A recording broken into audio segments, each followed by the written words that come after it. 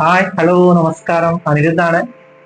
രേണുസുതി ഫ്ലവർ അല്ലടാ, ഫയറാടാ ഫയർ. അതെ, ഇന്നത്തെ ബിഗ് ബോസ് എപ്പിസോഡ് രേണുസുതി തൂക്കി എന്ന് വേണമെങ്കിൽ പറയാതെ കുറെ വിശേഷങ്ങളുണ്ട് ഇന്നത്തെ ബിഗ് ബോസ് ആയിട്ട് ബന്ധപ്പെട്ടിട്ട്. നമുക്ക് നമ്മുടെ വീഡിയോയിലേക്ക് പോവാം. ഇന്ന് രാവിലെ 11 മണിക്ക്, കാലത്ത് 11 മണിക്കാണ് കേട്ടോ വേക്കപ്പ് സോങ് ഇട്ടത്. എല്ലാ സോങ് ആയിരുന്നു. മറ്റേ ലോകത്തിൻ കഥയറിയാതെ കാലത്തിൻ ഗതിയറിയാതെ എന്നൊക്കെ പറഞ്ഞു തുടങ്ങുന്ന വളരെ മനോഹരമായിട്ടുള്ള ഗാനമായിട്ടാണ് ഇന്ന് ബിഗ് ബോസിന്റെ വീഡിയോ നടന്നത്. കുറെ കാര്യങ്ങളുണ്ട് കേട്ടോ ഇന്ന്. ഭയങ്കര സംഭവ ബഹുലമായിരുന്നു ഇന്നത്തെ ബിഗ് ബോസ് ഫീഡ്. രാവിലെ തന്നെ നമ്മുടെ മുൻഷി രഞ്ജിത്തിന്റെ ഒരു പെർഫോമൻസ് ഉണ്ടായിരുന്നു. അതെന്താന്ന് വിചാരിച്ചു കഴിഞ്ഞാല് രാവിലെ എല്ലാവരെയും വിളിച്ചു കൂട്ടി 2, 3, 5, 6 പേരെയൊക്കെ വട്ടത്തിൽ ഇരുത്തിയിട്ട് മുൻഷി രഞ്ജിത്ത് പ്രഖ്യാപിക്കുകയാണ്, ഇനി എന്നെ ആരും ചേട്ടാന്ന് വിളിക്കണ്ട, എന്റെ പേര് വിളിച്ചാൽ മതി എന്നൊക്കെ പറഞ്ഞ് ഭയങ്കര ഡയലോഗായിരുന്നു. പക്ഷെ തൊട്ടടുത്തിരുന്ന നമ്മുടെ റെനാ ഫാത്തിമ മുൻഷി രഞ്ജിത്തിനോട് ചോദിച്ചു, ചേട്ടാ ഈ രഞ്ജിത്ത് എന്നൊക്കെ വിളിച്ചിട്ട് കുറച്ച് നാൾ കഴിയുമ്പോൾ ബഹുമാനിച്ചില്ല എന്നൊക്കെ പരാതി പറയുകയെന്ന് ചോദിച്ചപ്പോൾ രഞ്ജിത്ത് പറയുന്ന ഒരു മറുപടിയുണ്ട്, ഞാനൊരു അച്ഛന്റെയും അമ്മേന്റെയും വീട്ടിൽ നിന്നാണ് വരുന്നത്, എനിക്ക് ഒരു അച്ഛനും അമ്മയും ഉള്ളൂ എന്നൊക്കെ രീതിയിലുള്ള ഡയലോഗാണ് കേട്ടോ അടിക്കുന്നത്. പക്ഷേ ന്യൂജൻ പിള്ളേരല്ലേ, കേട്ടിരിക്കാൻ കുറച്ച് ബുദ്ധിമുട്ടല്ലേ. മറ്റുള്ളവരൊക്കെ ആണെങ്കിൽ ചിലപ്പോൾ ഒന്നും പറയാതെ അയ്യോ ഈ ചേട്ടനല്ലേ വലുതല്ലേ മറുപടി ഒന്നും പറയണ്ടെന്ന് പറഞ്ഞിരുന്നത്. പക്ഷെ നമ്മുടെ റെനാ ഫാത്തിമ അപ്പൊ തന്നെ മറുപടി കൊടുത്തിട്ടോ, ഞങ്ങളൊക്കെ പിന്നെ 2 അച്ഛനും അമ്മയ്ക്കും ഉണ്ടായതല്ലേ എന്നുള്ള രീതിയിലുള്ള നല്ലൊരു മറുപടിയായിരുന്നു മുൻഷി രഞ്ജിത്തിനൊക്കെ കൊടുത്തത്. എനിക്കിഷ്ടമായിട്ടോ. കാരണം അങ്ങനത്തെ കണ്ടസ്റ്റൻസ് ആണ് നമ്മുടെ ബിഗ് ബോസിൽ വേണ്ടത്. കാരണം നല്ല രീതിയിൽ മറുപടി പറയാൻ കരുത്തുള്ള കണ്ടസ്റ്റൻസ് ആണ്. റെനാ ഫാത്തിമ ആ കാര്യത്തില് ഫസ്റ്റ് ഡേ തന്നെ റെനാ ഫാത്തിമയ്ക്ക് ഒരു ഷെയ്ക്കൻഡ് കൊടുക്കേണ്ടി വരും. കാരണം രാവിലെ തന്നെ നമ്മുടെ കോമണർ ആയിട്ടുള്ള അനീഷ് ഒരു ഒറ്റപ്പെടൽ സ്ട്രാറ്റജി നടത്തിയാണ്. ഒറ്റയ്ക്ക് ഇങ്ങനെ കുറെ നേരം ഒറ്റയ്ക്ക് ഇങ്ങനെ ഗാർഡനിൽ പോയിരിക്കുക, ഊഞ്ഞാലിൽ പോയിരിക്കുക. അങ്ങനെയുള്ള സമയത്ത് അനീഷേട്ടാ നിങ്ങൾ എന്താ ഒറ്റയ്ക്ക് ഇരിക്കുന്നത്, നിങ്ങൾ ഏത് സ്ട്രാറ്റജി ആയിട്ട് എടുക്കുവാണോ എങ്ങനെയാണോ എന്നൊക്കെ പറഞ്ഞ് പുള്ളിക്കാരന്റെ പുറകെ നടന്ന് പുള്ളിക്കാരനെയും ആ സ്ട്രാറ്റജി പൊളിച്ചെടുക്കുന്ന ഒരു കളി നല്ല രസമായിട്ട് തോന്നി. കുറച്ച് പേരേ ഉള്ളൂ ബിഗ് ബോസിൽ ഈ ആദ്യത്തെ ദിവസങ്ങളിൽ വിസിബിൾ ആയിട്ട് കണ്ടത് കുറച്ച് ആൾക്കാരേ ഉള്ളൂ കേട്ടോ. അതായത് അഭിശ്രീ, പിന്നെ അക്ബർ ഖാൻ, നമ്മുടെ അപ്പാണി ശരത്ത്, രേണുസുതി, അങ്ങനെ നമ്മുടെ ഷാരിക, അങ്ങനെയുള്ള കുറച്ച് പേരാണ് കേട്ടോ. ബാക്കി കുറെ പേരൊക്കെ ഇങ്ങനെ അവിടെ ഉണ്ടോ ഇല്ലയോ എന്നൊന്നും അറിയുന്നില്ല. എങ്കിലും ഫസ്റ്റ് ഡേ അല്ലേ എന്ന് നമുക്ക് ആശ്വസിക്കാം. അടുത്ത ദിവസങ്ങളിലൊക്കെ എല്ലാവരും അവരുടേതായിട്ടുള്ള പെർഫോമൻസുമായിട്ട് വരുമെന്നൊക്കെ വിചാരിക്കാം. ഇന്നത്തെ ദിവസം മെയിൻ ആയിട്ട് നടന്നത് ആദ്യം തന്നെ ക്യാപ്റ്റൻസി ടാസ്ക് ആണ്. ക്യാപ്റ്റൻസി ടാസ്കിന് ബിഗ് ബോസ് ഒരു ഷേവിംഗ് ക്രീം പ്ലേറ്റിൽ ഷേവിംഗ് ക്രീം ആക്കിയിട്ട് ഈ വീട്ടില് ക്യാപ്റ്റൻ ആവാൻ യോഗ്യത ഇല്ലാത്ത ആളെ കണ്ടുപിടിച്ച് അവരുടെ മുഖത്ത് തേക്കുക. അങ്ങനെ അതാണ് ഒരു ടാസ്ക് ആയിട്ട് കൊടുത്തത്. അപ്പം എല്ലാവരും വിചാരിച്ച് നമുക്ക് ഇഷ്ടമില്ലാത്തവരെ, ക്യാപ്റ്റൻ ആവാനായിട്ട് ഇഷ്ടമില്ലാത്തവരെയൊക്കെ തെരഞ്ഞുപിടിച്ച് മുഖത്ത് തേച്ച് കൊടുക്കാവുന്ന പ്ലാനിങ്ങോടുകൂടി എല്ലാവരും ചെയ്തു. വളരെ കറക്റ്റ് ആയിട്ട് കുറെ പേരൊക്കെ നല്ല അഭിപ്രായങ്ങളൊക്കെ പറഞ്ഞ് ചെയ്തു. നമ്മുടെ കോമണർ ആയിട്ടുള്ള അനീഷ് പറഞ്ഞത് ഷാരികയുടെ മുഖത്ത് തേച്ചതിന് ശേഷം പറഞ്ഞത്, ഷാരിക പുറത്ത് ഹോട്ട്സ്റ്റാർ എന്ന പരിപാടി ജനങ്ങളെ പറ്റിക്കുകയാണ് എന്ന് അനീഷിനോട് തലേ ദിവസം രാത്രി എങ്ങാണ്ട് ഷാരിക പറഞ്ഞു എന്ന് പറഞ്ഞിട്ട്, നിങ്ങൾ പറ്റിക്കുമായിരുന്നില്ലേ ജനങ്ങളെ, വഞ്ചിക്കുമായിരുന്നില്ലേ എന്നൊക്കെ പറഞ്ഞിട്ട് ഷാരികയുടെ മുഖത്ത് തേക്കുന്നത് കേട്ടോ.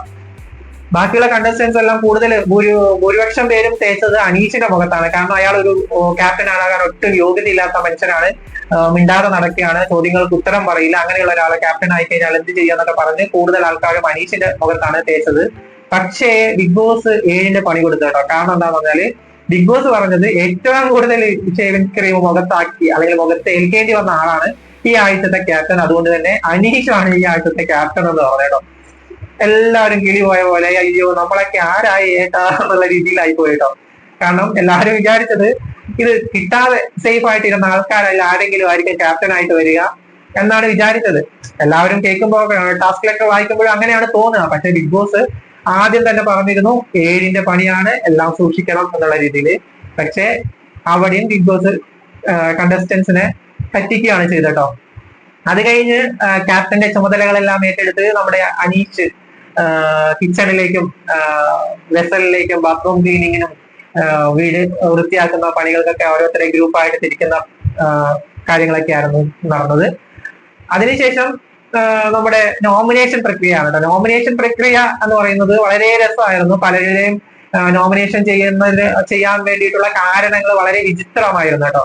അതിലെനിക്ക് ഏറ്റവും വിചിത്രമായിട്ട് തോന്നിയത് നമ്മുടെ ഷാനവാസ് ഇല്ലേ, ഷാനവാസ് പറഞ്ഞൊരു കാര്യമാണ്. ഷാനവാസ് നമ്മുടെ ജസിലെ എന്ന് പറഞ്ഞ ആ ഹിന്ദി ബിഗ് ബോസിൽ വന്നിരുന്ന കണ്ടസ്റ്റന്റിനെ പേര് പറഞ്ഞിട്ട് പറയാണ്, ബിഗ് ബോസ് വസ്ത്രം ധരിക്കുന്നതൊക്കെ സ്വാതന്ത്ര്യമാണ്, പക്ഷേ ഈ ജസ്ലെ ഈ ബിഗ് ബോസിനകത്ത് ധരിച്ചു നടക്കുന്ന വസ്ത്രം നമ്മുടെ സംസ്കാരത്തിന് യോജിച്ചതല്ല, അതുകൊണ്ട് ഞാൻ ഇവളെ നോമിനേഷൻ വളരെ കൗതുകമായി തോന്നുന്നു. ഇന്നത്തെ കാലത്ത് ഇങ്ങനെയൊക്കെ ചിന്തിക്കുന്ന ആൾക്കാരുണ്ടോ എന്ന് തോന്നിപ്പോകുന്ന ഒരു സംഭവം. പലരും പല കാരണങ്ങൾ പറഞ്ഞു. അതുപോലെ ഏറ്റവും കൂടുതൽ നോമിനേഷൻ കിട്ടിയത് നമ്മുടെ ശൈത്യ എന്ന് പറഞ്ഞ കണ്ടസ്റ്റന്റ് ആയിരുന്നു കേട്ടോ. എല്ലാവരും കുറെ കാരണങ്ങള്, ആക്റ്റീവ് അല്ല, ഗെയിം കളിക്കുന്നില്ല, പിന്നെ കഴിഞ്ഞ ദിവസം ഒരു ഇൻസിഡന്റ് ഉണ്ടായി. അതായത് പ്രൊമോഷന് വേണ്ടിയിട്ട് വെച്ചിരുന്ന ലിപ്സ്റ്റിക് എല്ലാം എല്ലാവരും കൂടി എടുത്തിട്ട് അത് ബിഗ് ബോസ് വാൺ ചെയ്യുന്ന ഒരു കാര്യം ഉണ്ടായി. ആ സമയത്തും ഇത് ചെയ്തതിന് ശേഷം ഈ ശൈത്യ എന്ന് പറയുന്ന കക്ഷി എഴുന്നേറ്റ് നിന്നിട്ട് പറഞ്ഞ്, ഞാൻ ഇവരോടൊക്കെ പറഞ്ഞാലും ഇത് എടുക്കേണ്ടതാണ്, പക്ഷെ എന്നിട്ട് ഞാനും കൂടെ എടുത്ത് ചുണ്ടത്ത് തേച്ചു എന്ന് പറയുമ്പോൾ എല്ലാവരും അതൊരു ഇരട്ടത്താപ്പായിട്ടാണ് കണ്ടത്. ആദില, നൂറ, പിന്നെ നമ്മുടെ കുറെ പേര്, ഒരു 8ഓളം പേര് ഈ ശൈത്യനെയാണ് കേട്ടോ നോമിനേറ്റ് ചെയ്തത്. നോമിനേഷൻ ലിസ്റ്റിൽ വന്നിരിക്കുന്നത് 8 പേരാണ് കേട്ടോ. ഏറ്റവും കൂടുതൽ വോട്ട് മേടിച്ചിട്ട് നോമിനേഷൻ ലിസ്റ്റിൽ വന്നിരിക്കുന്നത് ശൈത്യാണ്. രണ്ടാമത് 5 വോട്ട് നേടിയിട്ട് രഞ്ജിത്ത് ഉണ്ട്, 4 വോട്ട് നേടിയിട്ട് രേണുസുതി ഉണ്ട്, നവീൻ ഉണ്ട്, ജസ്ല ഉണ്ട്, പിന്നെ 3 വോട്ട് നേടിയിട്ട് ആര്യൻ ഉണ്ട്, 2 വോട്ട് വീതം നേടിയിട്ട് നമ്മുടെ അനുമോളും ശാരികയും ഉണ്ട് കേട്ടോ. അങ്ങനെ 8 പേര് നോമിനേഷൻ ലിസ്റ്റിൽ വന്നിട്ടുണ്ട്. പലരും പല അഭിപ്രായങ്ങളൊക്കെ പറഞ്ഞിട്ടാണ് നോമിനേറ്റ് ചെയ്തത്. വളരെ രസമായിരുന്നു കാണാനായിട്ട്. നോമിനേഷന് ശേഷം വീട്ടിൽ വലിയൊരു പ്രശ്നം നടന്നായിരുന്നു. അതെന്താന്ന് പറഞ്ഞു കഴിഞ്ഞാൽ, നോമിനേഷൻ കഴിഞ്ഞിട്ട് ബിഗ് ബോസ് അനൗൺസ്മെന്റ് നടത്തുന്നതിന് മുന്നേ കുറച്ച് സമയമുണ്ടല്ലോ. അപ്പം നമ്മുടെ രേണുസുതി അതിലയുടെ മടിയിൽ തലവേദനയാണെന്ന് പറഞ്ഞ് കണ്ണടച്ച് കുറച്ചു നേരം കിടന്നായിരുന്നു. അപ്പൊ നമ്മുടെ ക്യാപ്റ്റൻ അതിനെ ചോദ്യം ചെയ്യുകയൊന്നും ചെയ്തില്ല.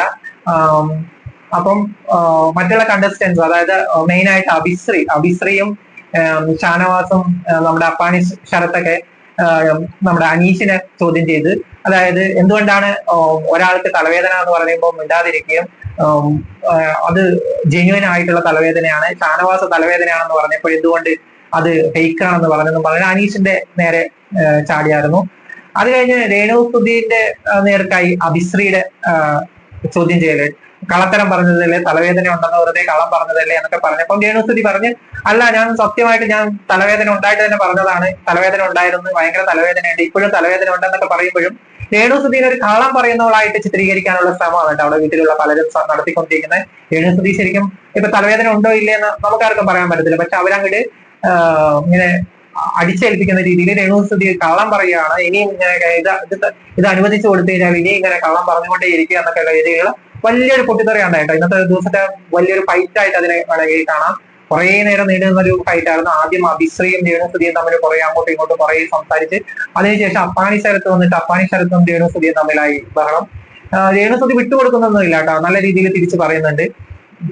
അങ്ങനെ ഒരു വലിയൊരു പ്രശ്നം കഴിഞ്ഞ് അങ്ങനെ ഇരിക്കുന്ന സമയത്താണ് ബാത്റൂമിനകത്ത് നമ്മുടെ ജസ്ലയുടെ ഒരു ഇന്നർവെയർ പുള്ളിക്കാരി ഒരു മരത്തിന്റെ കൊമ്പ് ഉണ്ട്, മരത്തിന്റെ കൊമ്പ് പോലെയുള്ള അടുത്ത് ഇങ്ങനെ ഉണക്കാനിട്ടേക്കുമായിരുന്നു. അതെടുത്ത് നമ്മുടെ ആര്യൻ ക്യാമറയ്ക്ക് മുന്നിൽ കാണിച്ചിട്ട് ഇത് ആരുടെയാണ് ഇന്നർവെയർ ഇങ്ങനെന്നൊക്കെ പറഞ്ഞിട്ട് ഭയങ്കര മോശമായിട്ടുള്ള രീതിയിൽ അതിനെ അവതരിപ്പിക്കുകയുണ്ടായി. അതിനെ ചോദ്യം ചെയ്യാനായിട്ട് നമ്മുടെ ശാരിക കയറി വന്നായിരുന്നു. അത് തെണ്ടിത്തരമാണ് കാണിച്ചത്, അങ്ങനെ ചെയ്യാൻ പാടില്ല എന്നൊക്കെ പറഞ്ഞപ്പോൾ തന്നെ ശാരികയുടെ നേരെ എല്ലാവരും, ബാക്കിയുള്ളവരെല്ലാവരും ശാരികയുടെ എതിര് നിന്നിട്ട് അത് കുഴപ്പമില്ല, തമാശക്ക് ചെയ്തതാണെന്നൊക്കെ പറഞ്ഞ് അതിനെ ഒതുക്കി തീർത്ത്. അതൊക്കെയാണ് മെയിൻ ആയിട്ട് ഇന്ന് നടന്നത് കേട്ടോ. ഇനി അടുത്ത ദിവസങ്ങളിൽ എന്തൊക്കെയാ നടക്കണേ എന്ന് അറിയത്തില്ല, എങ്കിലും നമുക്ക് കാത്തിരുന്ന് കാണാം. അടുത്ത ഒരു എപ്പിസോഡിനായിട്ട് എല്ലാവരും വീഡിയോ കാണണം, ലൈക്ക് ചെയ്യണം, ഷെയർ ചെയ്യണം, സബ്സ്ക്രൈബ് ചെയ്യണം, സപ്പോർട്ട് ചെയ്യണം കേട്ടോ. അടുത്ത വീഡിയോ ആയിട്ട് ഞാൻ വരുന്നവരെ ബൈ.